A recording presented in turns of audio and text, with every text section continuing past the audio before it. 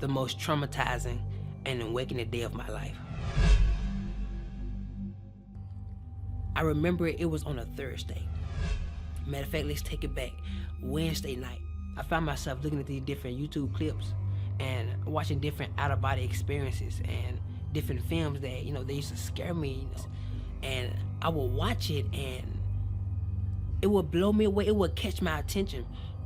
And it used to scare me so bad. I would wonder, my mind used to go in places like, God, is this stuff real? I couldn't understand it because I've never been to that place. So I found myself praying. I remember walking outside of my apartment, and I was walking back and forth with my eyes closed, just started praying. And I asked God, I said, Lord, if you give me an out-of-body experience, I vowed to share your word and to tell the people what I saw. Not expecting that God was going to respond back to that, because I was just praying out. I was just praying, not actually looking for a response. And after that night, the next morning, that Thursday, October the 2nd, I had a dream. And my spirit left my body. It was like I was in my apartment and my spirit got pulled out of my body. And I would go in these different transits, bright color lights. It was white, like the best way I can explain it would be shoo, shoo, shoo, all the different flashing lights. And I appeared before a blue sky with no clouds. It was like a blue place, no land, no trees, no grass, no water, nothing. There was nothing there but a blue atmosphere. And I would see this atmosphere goes millions of miles upon millions of miles where nothing existed. It was like nothing was hidden. Everything was revealed. Everything was before your eyes. You could see it. And we was in this clear kind of body form, some form of light, as you would refer to a soul or a spirit and I could see through. It was so transparent, and in front of me was thousands among thousands similar to what I was, and thousands among thousands behind me. And I knew that it was some form of a soul. And in the middle of my chest were seeds, multiple seeds.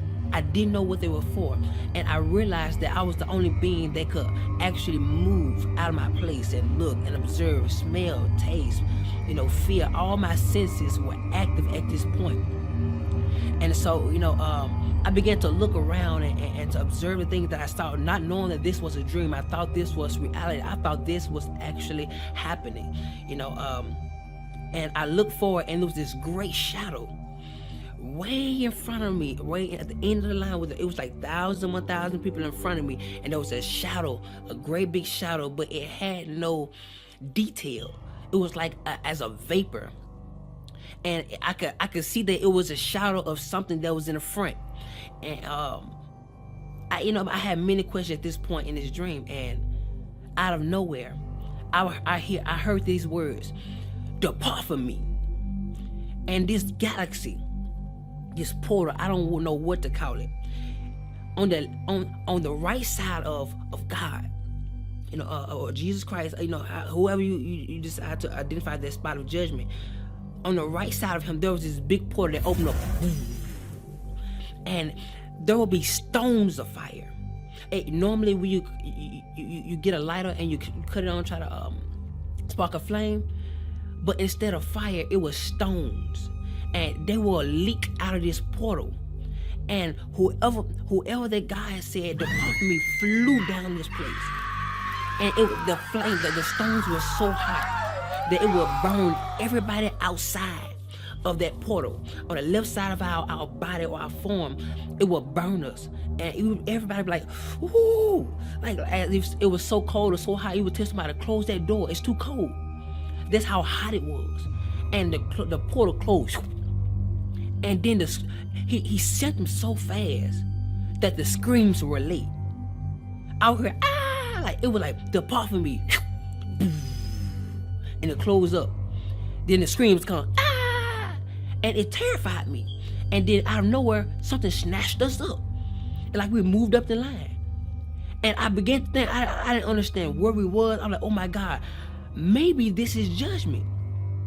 Yeah, I had many questions, and I would hear, "Depart me," "Depart me," boo, depart from me, boo. And all these different people will be sent to hell. And the part that scared me the most was the people that were getting judged. You could hear when God was talking to them, and you could hear everything they got judged from. So if somebody went to hell for something that you knew you struggled with in your life, you know where you were going. And so I'm just seeing people go, sit there, boo, boo. And I'm seeing the flame, and it's just constantly burning everybody outside that haven't been judged yet. And I could hear some of the people talking to God. And I remember there was a woman, blonde hair, and God was talking to her. He said, I'm not judging you for what you put on Facebook, but I'm judging you on how everybody else received it.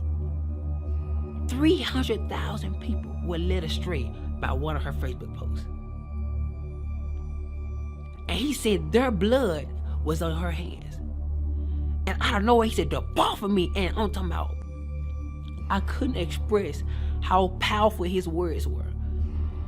It's as if he said, depart from me, and everything shook. Boom. And she was sent with great force. And the portal opened up. Boom. She would go fly. And it would close. And like, and the screams was so late, it terrified me. People, adultery, fornication, so many different things that I could actually hear. And people in front of me were terrified because a lot of those people were struggling or went through the same situation, and they never repented.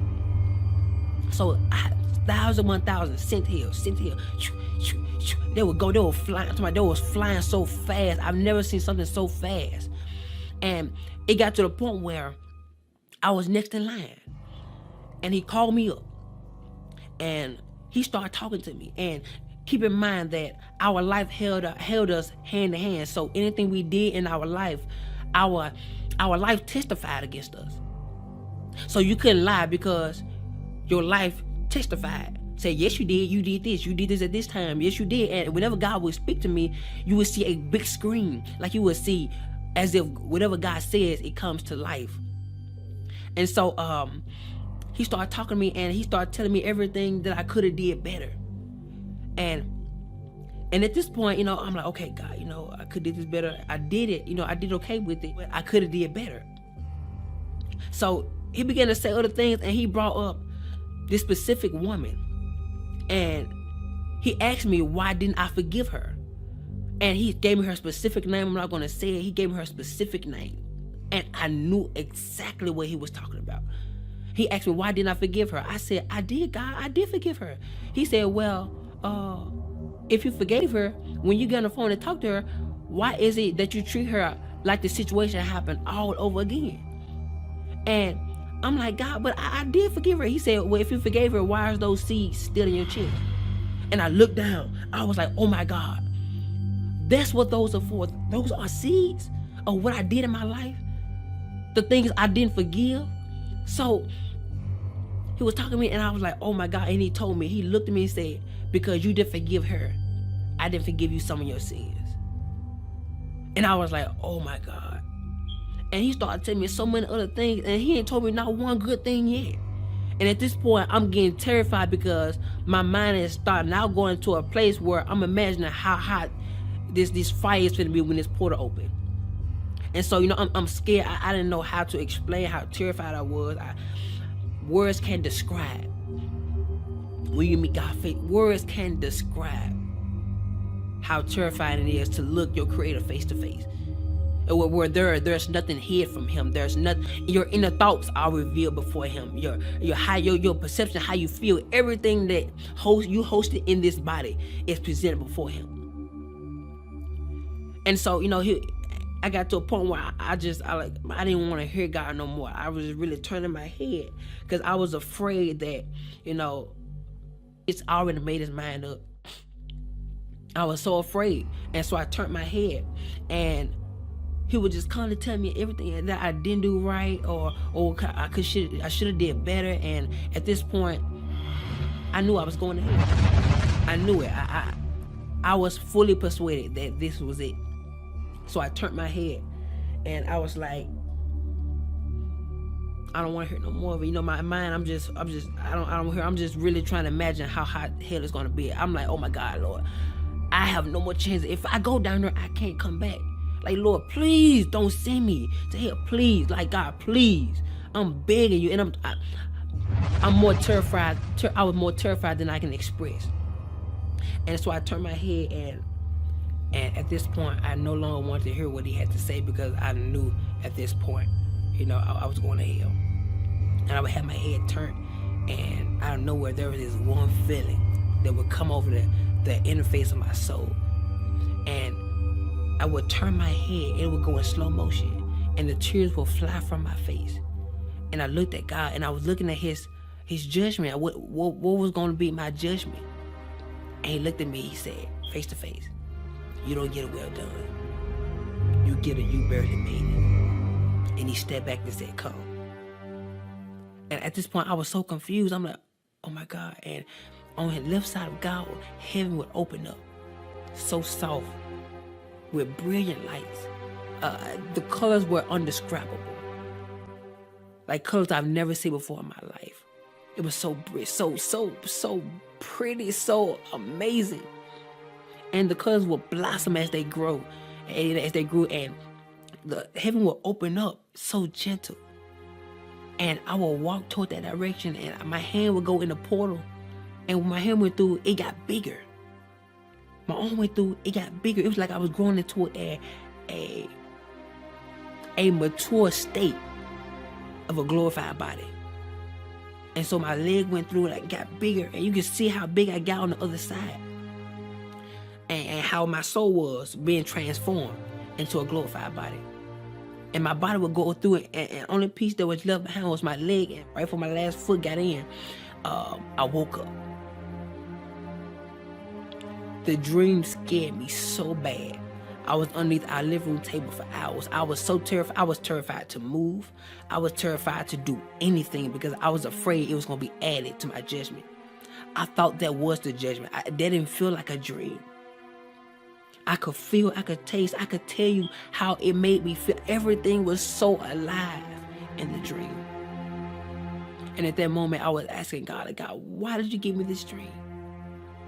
He said, because I want you to warn my people that the things which you saw are the things that shall be.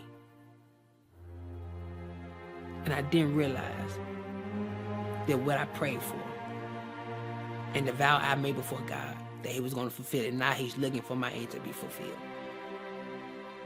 So that's why I'm here talking to you right now. Forgive. Let go. I couldn't describe how many people that allow for unforgiveness to grow in them, and it caused a bitterness, which caused them to do things that they got judged for. That thing caused them not to make it to heaven. I was terrified. It was so many people went to hell. And it felt like I was the first one. Like God, it was thousands among thousands of people in front of me. That is scary to me. So today I encourage you to get it right with God. Get it right with your fellow friends, your enemies, the church hurt